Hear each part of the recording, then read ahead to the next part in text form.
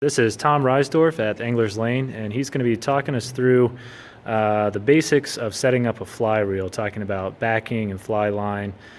Tom, tell me about what we're dealing with here, what kind of setup we're looking at.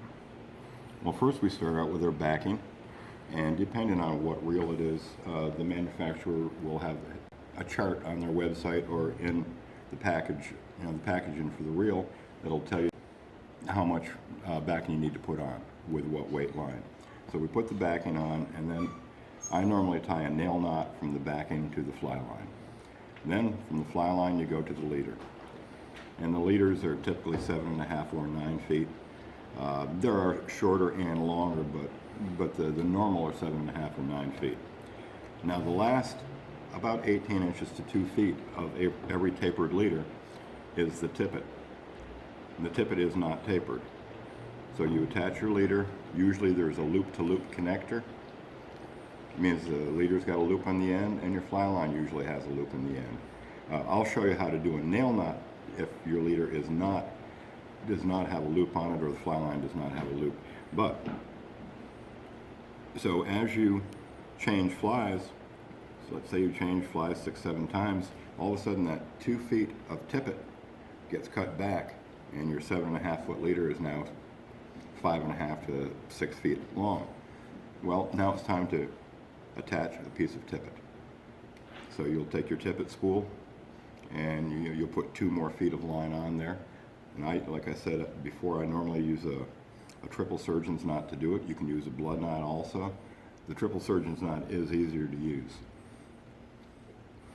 All right, and today you're going to be showing us how to tie the nail knot. Yep. All right, let's go ahead and check that out. When you're using tying a nail knot with a nail knot tool is the easiest way to do it. There are a few different ways to do it, but using a nail knot tool is very simple. I put my thumb on the line, and then I put the leader through this channel here, and then I wrap it 5 or 6 times, going back up the tool this way. Then I grab the tag end, put it underneath the knot. I put the fly line right in here.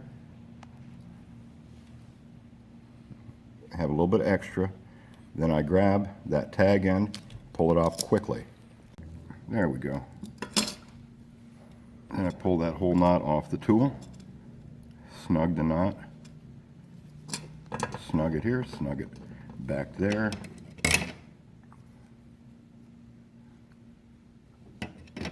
Let's clean it up a little bit. I'm clipping the tag end and clipping the fly line end, and I can actually get that a little bit tighter. There. So you can get a nice straight pull there. Well, there's usually only 2 knots that you're going to use to put.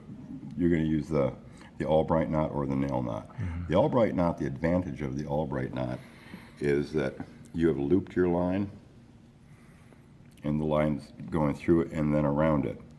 So it's actually pulling on the loop, it's pulling on itself, which is a very, very strong knot. I use the nail knot on the smaller lines, 5 weights and lower.